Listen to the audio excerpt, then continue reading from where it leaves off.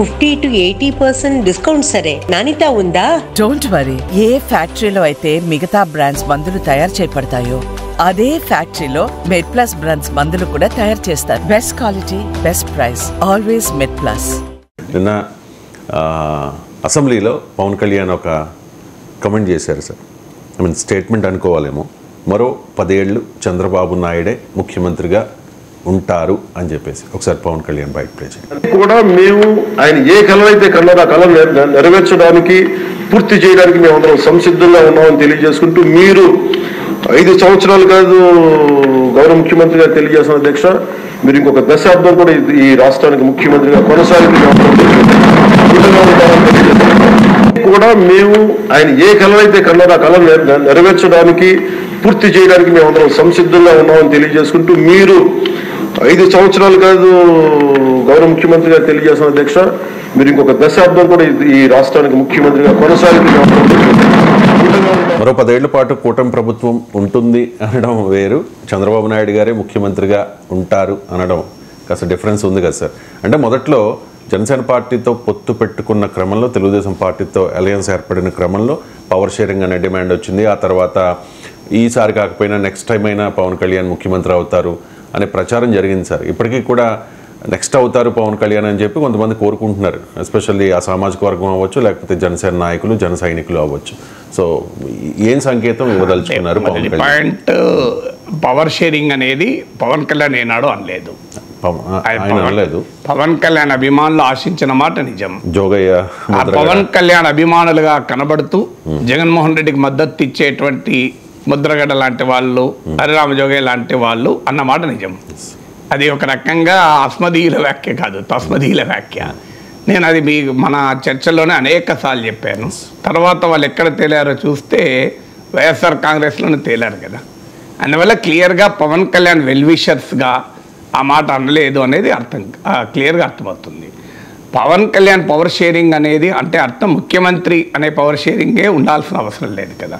Power sharing can also be ఇప్పుడు power sharing కాదా? ఇప్పుడు డిప్యూటీ చీఫ్ మినిస్టర్గా పవన్ కళ్యాణ్ ఉన్నాడు, అది కూడా పవర్ షేరింగే. పవర్ షేరింగ్లో ఏ రకమైన పవర్ షేరింగ్ అనేది పాయింట్. ఇప్పుడు పవర్ షేరింగ్ కాదా? 2.5 ఏళ్ళు ఒకరు ముఖ్యమంత్రి, 2.5 ఏళ్ళు మరొకరు ముఖ్యమంత్రి అనే పవర్ షేరింగ్ ఎప్పుడు వస్తుంది? 2 పార్టీలకు సమానంగా సీట్లుండి, లేదా ఒక పార్టీ సొంతగా అధికారానికి వచ్చే పరిస్థితి లేనప్పుడు, ఇంకో పార్టీ సహకారమే అనివార్యమైనప్పుడు ఆ పార్టీ కనుక షరతు పెడితే పవర్ షేరింగ్ ఉంటుంది. మీకు ఉదాహరణకు కర్ణాటకలో కాంగ్రెస్ పార్టీకే సొంతగా అధికారం వచ్చే పరిస్థితి లేదు. అప్పుడు కుమారస్వామి జనతాదళ సెక్యులర్ ఒక కండిషన్ పెట్టారు, మాకు ముఖ్యమంత్రి పదవి ఇస్తేనే మేము కలిసి ఉంటాము అని. బీహార్లో వాస్తవంగా బీజేపీకి ఎక్కువ సీట్లు ఉన్నాయి, కానీ నితీష్ కుమార్ ముఖ్యమంత్రి పదవి ఇస్తేనే అలయన్స్లో ఉంటాడు. మహారాష్ట్రలో బీజేపీకి సింగిల్ లార్జెస్ట్ పార్టీ, కానీ వ్యూహాత్మకంగా ఏక్నాథ్ షిందేని పెట్టారు. ఎందుకంటే శివసేన ఓట్లు చీలిపోవాలి, మొత్తం ఉద్ధవ్ ఠాక్రే వెనకాల ర్యాలీ కాకూడదు అని.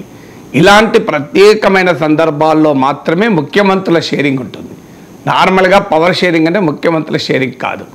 అది ఎలక్టోరల్ అరిథమెటిక్ రీత్యా లేదా అనివార్య రాజకీయ వ్యూహాల రీత్యా పవర్ షేరింగ్, ముఖ్యమంత్రుల షేరింగ్ ఉండవచ్చు. అందువల్ల పవర్ షేరింగ్ అంటే సీఎం షేరింగ్ కాదు. వాస్తవంగా మీరన్న నిజం, పవన్ కళ్యాణ్ అభిమానులు ఆ సామాజిక వర్గం భావించడంలో తప్పేమీ లేదు. ఎందుకంటే ఆంధ్రప్రదేశ్ రాజకీయాల్ని మనం మొదటి నుంచి చూస్తే 2 కులాలు ఆధిపత్యం చెలాయించాయి. కాంగ్రెస్, టీడీపీలలో ఆ 2 కులాలు అందరికీ తెలుసు, ఓపెన్గా చెప్పుకోవచ్చు, కమ్మ, రెడ్డి. కాపులు ఆంధ్రప్రదేశ్ సామాజికంగా చూసినప్పుడు ఒక పెద్ద డెమోగ్రఫిక్ గ్రూప్. కానీ రాజకీయ అవకాశాలు, ముఖ్యమంత్రి అనే పదవి, రాజకీయ అవకాశాలు అంటే ఎమ్మెల్యేలకు కావచ్చు, ఎంపీలు కావచ్చు, మంత్రులకు కావచ్చు. కానీ ఆంధ్రప్రదేశ్ సామాజిక సమీకరణలో దళితులు, ఓబీసీలు వారు సాధారణంగా సంఖ్యాపరంగా ఎక్కువ, రాజకీయ పరంగా అవకాశాలు తక్కువ ఉంటాయి. మీరు ఉమ్మడి రాష్ట్రంలో కూడా 50% పైగా బీసీలు ఉన్నాయి. ఈనాడు బీసీ ముఖ్యమంత్రి కాలేదు. కానీ బలమైన సామాజిక వర్గాలుగా, అగ్రకులాలుగా ఉన్నవి కమ్మ, రెడ్డి, కాపు. సో కానీ కాపులు కాంగ్రెస్ రాజకీయాల్లో వారికి ప్రాధాన్యత రాలేదు ముఖ్యమంత్రి అనే స్థాయిలో. తెలుగుదేశం రాజకీయాల్లో అవకాశమే లేదు, ఎందుకంటే అది కుటుంబ పార్టీ కనుక. సో వైఎస్ఆర్ కాంగ్రెస్ పార్టీలో అవకాశం రాదు, మళ్ళీ అది కుటుంబ పార్టీగా మారింది కనుక, కుటుంబ పార్టీగానే ఆవిర్భవించింది కనుక.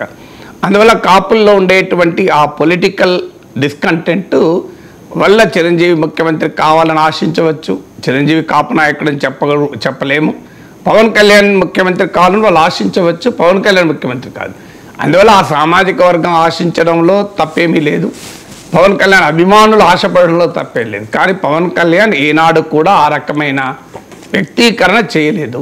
ఏమైనా చేశారంటే టీడీపీ జనసేనల మధ్య అగాధాన్ని సృష్టించాలని కోరుకునే పెద్దలు, ముద్రగడ లాంటి వారు, హరిరామ జోగే లాంటి వారు ఈ డిమాండ్ పెడుతూ వచ్చారు తెలివిగా. కానీ ఇప్పుడున్న అరిథమెటిక్ రీత్యా అది అయ్యే పనే కాదు.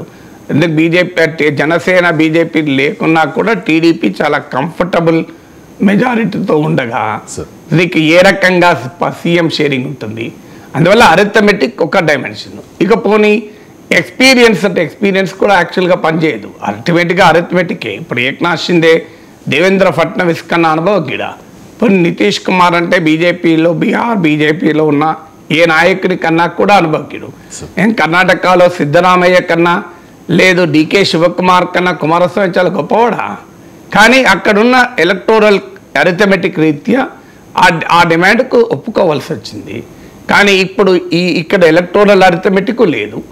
ఎక్స్పీరియన్స్ రీత్యా చంద్రబాబు నాయుడు నాయకత్వంలో పనిచేయడానికి పవన్ కళ్యాణ్కు రాజకీయంగా కానీ పర్సనల్గా కానీ ఏ రకమైన ఇబ్బంది లేదు, ఎందుకంటే చంద్రబాబు నాయుడు రాజకీయ స్టేచర్ వేరు కనుక. ఇక అందువల్ల ఈ పవర్ షేరింగ్ అనేది ఇప్పుడున్న రాజకీయ సిచ్యువేషన్ లేదు. మరి ఈ మాట ఎందుకని ఉండాలి పవన్ కళ్యాణ్? కొన్ని సందర్భాల్లో ఎమోషనల్గా లేదు, కూటమి చాలా ఐక్యంగా ఉంది, రెండు పార్టీలు చాలా ఐక్యంగా ఉన్నాయని చెప్పే ఒక రాజకీయ ఎక్స్ప్రెషన్ అయినా కావచ్చు, లేదు ఒక రాజకీయ వ్యూహంగా కూడా ఉండవచ్చు. ఎందుకంటే టీడీపీ జనసేనలు ఎంతవరకు కలిసి ఉంటాయి, బీజేపీ రాజకీయ వ్యూహం ఏమై ఉంటుంది, బీజేపీ చరిత్రలో కలిసి ఉన్న ఏ పార్టీని శాశ్వతంగా కలిసి లేదు. ఇది అనేక ఉదాహరణలు కూడా నేను చెప్పాను. పంజాబ్లో అకాలీదళ్, కాశ్మీర్లో పీడీపీ, మహారాష్ట్రలో శివసేన, బెంగాల్లో తృణమూల్ కాంగ్రెస్, ఇలా మీరు చెప్పుకుంటూ పోతే చాలా పార్టీలు. దేశంలో ఎక్కడా కూడా, తమిళనాడులో అన్నాడీఎంకే, అస్సాంలో అస్సాం గణ పరిషత్, ఇలా మీకు చాలా ఉదాహరణలు ఉన్నాయి. బీజేపీ మిత్రపక్షాలుగా ఉండి దూరమైంది. ఒరిస్సాలో బిజు జనతాదళ్ కొనసాగించకపోవడమే కాదు, ఆ అలయన్స్ పార్టీని ప్రయత్నం కూడా జరిగింది. కొనసాగించడమే కాదు, మీరన్నది చాలా కరెక్ట్. ఆ అలయన్స్ పార్ట్నర్లను చీల్చడం, బలహీనపరచడం అయితే జరిగింది. బలహీనపరిచింది బీజేపీ అనడం కన్నా పడ్డాయన్నది మాత్రం నిజం. ఇప్పుడు బీజేపీతో కలిసిన ఏ మిత్రపక్షం భారత రాజకీయాల్లో బలపడిందో నాకు ఒక్క ఉదాహరణ మీరు చెప్పండి. నేను వరుస అస్సాం గణ పరిషత్ ఇవాళ ఎక్కడుంది? బీహార్ జేడీయూ బీజేపీ కన్నా సీనియర్ పార్ట్నర్, ఇవాళ జూనియర్ పార్ట్నర్ అయిపోయింది. లోక్ జనశక్తి పార్టీ రెండుగా చీలిపోయింది. గుజరాత్ హర్యానా జననాయక జనతా పార్టీ 10 సీట్లు తెచ్చుకున్న ఈ జేజేపీ వాళ్ళ ఒక్క సీట్ లేదు. మీకు జమ్మూ కాశ్మీర్ పీడీపీ ఇవాళ ఎక్కడుంది? లోయెస్ట్ ఎవర్ టాలీకి పడిపోయింది. బీజేపీతో కలిసి ప్రభుత్వం ఏర్పాటు చేసింది. కర్ణాటక జేడీఎస్ ఇప్పుడు కలిసి ఉన్నా చాలా బలహీనపడింది గతంతో పోలిస్తే. మీకు మహారాష్ట్ర శివసేన రెండుగా ముక్కలైంది.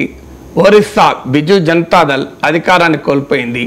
పంజాబ్ శిరోమణి అకాలీదళ్ థర్డ్ ప్లేయర్ అయింది అక్కడ, ఫస్ట్ ఆప్, సెకండ్ కాంగ్రెస్, థర్డ్ శిరోమణి అకాలీదళ్. తమిళనాడు అన్నాడీఎంకే బలహీనపడింది. వెస్ట్ బెంగాల్ మమతా బెనర్జీ బీజేపీతో కలిసిండి బలహీన పడలేదు, కానీ బీజేపీ బలపడి తృణమూల్ కాంగ్రెస్కి ప్రధాన ప్రత్యామ్నాయమైంది. ఉత్తరప్రదేశ్లో మీరు బహుజన్ సమాజ్ పార్టీ బీజేపీతో దాగుడు మూతలాడి వాళ్ళ బాగా బలహీనపడింది. ఇన్ని దేశవ్యాప్తంగా ఇన్ని పార్టీలు ఉదాహరణలు ఇచ్చాను, కానీ ఆంధ్రప్రదేశ్ బి డిఫరెంట్. సో అందువల్ల ఈ ప్రశ్న ఉత్పన్నమవుతుంది. అంటే భారత రాజకీయాల్ని పరిశీలించి బీజేపీ రాజకీయ వ్యూహాలను పరిశీలించిన వారికి ఎవరికైనా ఈ ప్రశ్న అనివార్యంగా వస్తుంది. ఎందుకంటే this is based on factual empirical data. ఇది స్వీయ మానసిక దృక్పథంతోనో ఏదో ఒక పార్టీతో ఉండే భావోద్వేగ వ్యతిరేకతతోనో అనుబంధంతోనో చెప్తున్న మాటలు కాదు కదా. దేశరాజు కశ్మీర్ నుంచి కన్యాకుమారి వరకు ఉదాహరణలుగా చెప్పాను. సో అందువల్ల ఈ అనుమానం ఎవరికైనా వస్తుంది. బీజేపీ ఏ రకంగా ఉంటుంది అని. ఆ మాటకొస్తే చంద్రబాబు నాయుడు కూడా కన్సిస్టెంట్గా బీజేపీతో ఇప్పుడు లేడు. బీజేపీతో కలిశాడు, విడిపోయాడు. ఒక దశలో అసలు బీజేపీ మాది సెక్యులర్ పార్టీ, బీజేపీ లాంటి మతోన్మాద పార్టీతో కలిసి ఉండే ప్రసక్తే లేదన్నాడు. గుజరాత్ అల్లర్ల నేపథ్యంలో అసలు ప్రభుత్వం నుంచి ఎన్డీఏ ప్రభుత్వానికి మద్దతు ఉపసంహరించుకుంటారన్న చర్చలు జరిగాయి. తర్వాత ధర్మ పోరాట దీక్షలు జరిపారు 2014 కలిశాక ఇప్పుడు మళ్ళీ కలిశారు. అందువల్ల చంద్రబాబు నాయుడు ఎన్నడూ కన్సిస్టెంట్గా బీజేపీతో లేడు. బీజేపీ పొలిటికల్గానే తన మిత్రపక్షాల పట్ల ఉండే వైఖరి చెప్పాను మీకు. అందువల్ల ఈ పొలిటికల్ బేస్ ఉన్న నేపథ్యంలో ఏం జరగవచ్చు అనేటువంటి ప్రశ్న అది ఇప్పుడే కాదు, 2 ఏళ్ళ 3 ఏళ్ళ తెలుగుదేశం ప్రభుత్వం పైన సంతృప్త స్థాయి ఏ రకంగా ఉంటుంది, లెవెల్స్ ఆఫ్ సాటిస్ఫాక్షన్. నిజంగానే టీడీపీ ప్రభుత్వం పట్ల ప్రజల్లో సంతృప్తి ఉంటే బీజేపీ కానీ జనసేన కానీ ఏ వ్యూహాలు రచించదు. కానీ టీడీపీ ప్రభుత్వం పట్ల అసంతృప్తి కనుక పెరిగితే దాన్ని ఎన్కరేజ్ చేసుకోవడానికి జనసేన వ్యవహరించవచ్చు, బీజేపీ వ్యవహరించవచ్చు అన్న వార్తలు కూడా వస్తున్నాయి. ఇటీవల హోంమంత్రి అనితను ఉద్దేశించి పవన్ కళ్యాణ్ చేసిన బహిరంగ వ్యాఖ్యలు, నేనైతే హోమ్ మినిస్టర్గా ఉంటే ఇలా ఉండదు అని చాలా క్లియర్ మెసేజ్ ఇచ్చాడు. అంటే తెలుగుదేశం మంత్రి హోమ్ మినిస్టర్గా ఉంటే ఎలా ఉంటుంది, జనసేన నాయకుడు హోంమంత్రిగా ఉంటే ఎలా ఉంటుందో విడది చెప్పాడు. ఎంతకన్నా ఏం చెప్తాడు. సో అందువల్ల చాలా క్లియర్గా మీరు ఏ యాక్షన్లు తీసుకోలేకపోతున్నారు, నేను కనుక హోంమంత్రిగా ఉంటే ఇలా ఉండదు అని కూడా చెప్పాడు. సో అందువల్ల క్లియర్గా తెలుగుదేశం విజయాలలో వాటా తీసుకునే జనసేన తెలుగుదేశం వైఫల్యాలకు బిల్లులు చెల్లించడానికి సిద్ధంగా లేదన్న సంకేతాన్ని కూడా పంపాడు.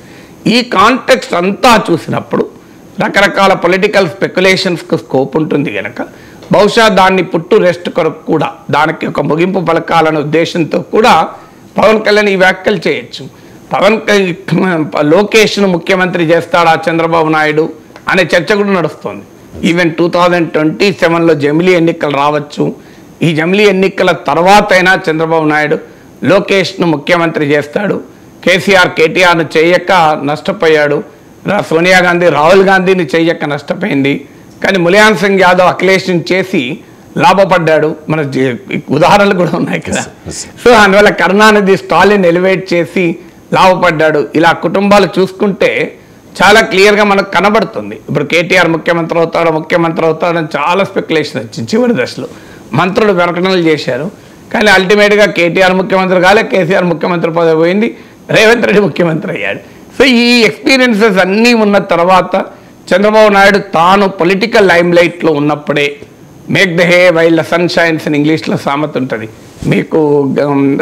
అందువల్ల అవకాశాలు strike the iron when it is hot అంటారు. అంటే ఇనుము వేడిగా ఉన్నప్పుడే కొట్టాలి, ఎట్లా మనకు కావాల్సిన రీతిలో మలచుకోవచ్చు. అందువల్ల తనకు అనుకూలంగా రాజకీయ వాతావరణం ఉన్నప్పుడు లోకేష్ను ముఖ్యమంత్రిగా చేస్తాడు. ఎందుకంటే ఇప్పుడు తెలుగుదేశం పార్టీ ఒక తీవ్రమైన పరీక్షా సమయాన్ని ఎదుర్కొని అపూర్వమైన విజయాన్ని సాధించింది. ఆ విజయంలో యువగలం యాత్ర జరిపి లోకేష్ ఒక ప్రధాన పాత్రధారులలో చంద్రబాబు నాయుడు, పవన్ కళ్యాణ్ తర్వాత 3వ స్థానంలో మీకు లోకేషే ఉన్నాడు. లోకేష్ కంట్రిబ్యూషన్ లేని రాజకీయ నాయకుడుగా ఒకప్పుడు విమర్శలు ఎదుర్కొంటే ఇవాళ చంద్రబాబు నాయుడు కూడా నందమూరి బాలకృష్ణ షోలో అన్స్టాబుల్ షోలో క్లియర్గా చెప్పాడు. నిజం కూడా పవన్ కళ్యాణ్ చంద్రబాబు నాయుడుతో పాటు ఈ కూటమి విజయంలో లోకేష్ కీలక పాత్రధారులు ఒకరు. అందువల్ల ఇప్పుడు ఆయన స్వయాన 91,000 మెజార్టీతో గెలిచాడు. So it is perhaps the appropriate time కదా లీడర్షిప్ ట్రాన్సిషన్. Right sir. ఇప్పుడు చంద్రబాబు నాయకత్వాన్ని పవన్ కళ్యాణ్ యాక్సెప్ట్ చేయొచ్చేమో కానీ లోకేష్ ముఖ్యమంత్రి అవుతారు అంటే అప్పుడు ఏదన్నా వేరే ఆప్షన్ ఏముంది జనసేనకు చెప్పండి. ఇప్పుడు తెలుగుదేశం పార్టీకి ఎవరు నాయకుడిగా ఉండాలన్నది పవన్ కళ్యాణ్ డిసైడ్ చేయలేడు. లోకేష్ కంటే పవన్ కళ్యాణ్ సీనియారిటీ జూనియారిటీలు ఉండవు. రాజకీయాల్లో రేవంత్ రెడ్డి కన్నా కాంగ్రెస్లో బట్టి విక్రమార్క సీనియర్ కాదా, ఉత్తమ్ కుమార్ రెడ్డి సీనియర్ కాదా? సో రాజకీయాల్లో కేటీఆర్ కన్నా బీఆర్ఎస్లో సీనియర్లు లేరా? చాలా మంది. మరి ఎందుకు కేటీఆర్ దాదాపు నెంబర్ 2 అయ్యాడు? అఖిలేష్ యాదవ్ కన్నా మీకు సమాజ్వాదీ పార్టీలో సీనియర్ లేరా? సీనియారిటీ అనేది ఇదేమన్నా గవర్నమెంట్ ప్రమోషన్ కాదు కదా, assistant registrar. Bharatiya Janata party వారసత్వ రాజకీయాలకు వ్యతిరేకంగా ఎక్కడ వ్యతిరేకం? మీకు మహబూబ్ ముఫ్తీకి సపోర్ట్ చేసింది, అది వారసత్వ రాజకీయం కాదా? కుమారస్వామితో పొత్తున్నది వారసత్వ రాజకీయం కాదా? మీకు వారసత్వ రాజకీయాలు బీజేపీ అంగీకరించకపోవచ్చు, కానీ బీజేపీ మిత్రపక్షాలను తాకాలేదు, వారసత్వ రాజకీయం కాదా? మీకు నాకు చెప్పండి, ఇన్ని పార్టీల పేర్లు చెప్తున్నాను కదా, ఇవే జననాయక జనతా పార్టీ, దుష్యంత్ చౌతాల వారసత్వ రాజకీయం కాదా? మీరు ఇవన్నీ వారసత్వ రాజకీయాలే కదా, కాదని ఎట్లా అనగలుగుతారు? ఆ మాటకొస్తే శివసేనతో కలిసి బీజేపీ 2019లో పోటీ చేసింది. ఉద్ధవ్ ఠాక్రే వారసత్వ రాజకీయం కాదా? మూడో తరం కదా ఆదిత్య ఠాక్రే. సో ఏది వారసత్వ? బీజేపీ ఇంతమంది వారసత్వ రాజకీయాల పార్టీ, తెలుగుదేశం పార్టీ వారసత్వ రాజకీయం కాదా? ఇప్పుడు మరి బీజేపీ మిత్రపక్షం లేదా? బీజేపీలో వారసత్వ రాజకీయాలు ఉండడం వేరు, బీజేపీ మిత్రపక్షాల్లో వారసత్వ రాజకీయాలు ఉండడం వేరు. అయినా ఈ రోజున్న రాజకీయ పరిస్థితుల్లో తెలుగుదేశం పార్టీకి ఎవరు ముఖ్యమంత్రి ఉండాలని జనసేనకు కానీ బీజేపీకి కానీ నిర్ణయించే పరిస్థితిలో లేదు. వాళ్ళకి ఆసక్తి ఇష్టం ఉంటే ఉండొచ్చు కూటమిలో, ఇష్టం లేకపోతే ఉండకపోవచ్చు. కానీ మీరు ఈ పని చేస్తేనే మేము కూటమిలో ఉంటామని శాసించే పరిస్థితిలో లేరు కదా. అందువల్ల అది చంద్రబాబు నాయుడు నిజంగానే నిర్ణయం తీసుకుంటాడా, 2027లో 2029లో నిర్ణయం తీసుకుంటాడా? బట్ అడ్వాన్సింగ్ ఏజ్ రీత్యా ఏనాడో ఒకరోజు జరగాల్సిందే కదా. ఆ మాటకొస్తే లోకేష్ కన్నా పవన్ కళ్యాణ్, లోకేష్ కన్నా అచ్చెన్నాయుడు సీనియర్ కదా, లోకేష్ కన్నా యనమల రామకృష్ణుడు సీనియర్ కదా. మరి వాళ్ళందరూ అవుతారా రేపు తెలుగుదేశం ముఖ్యమంత్రులుగా? మీకు లోకేష్ కన్నా కేశవ్ సీనియర్ కదా.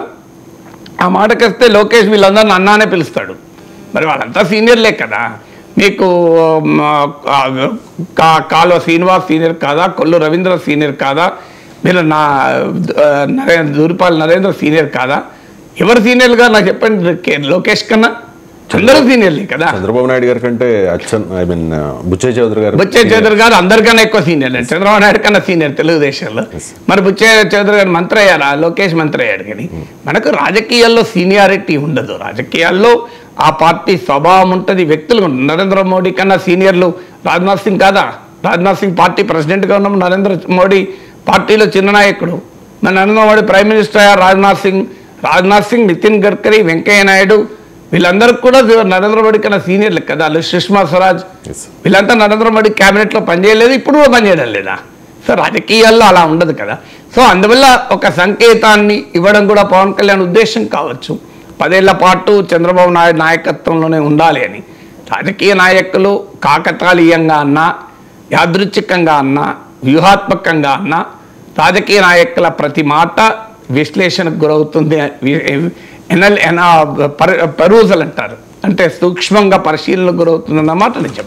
ఆయన ఎందుకు అన్నాడో మనకు తెలియదు పవన్ కళ్యాణ్. కానీ it's obviously loaded with political meaning అయితే ఉండే అవకాశం ఉంటుంది.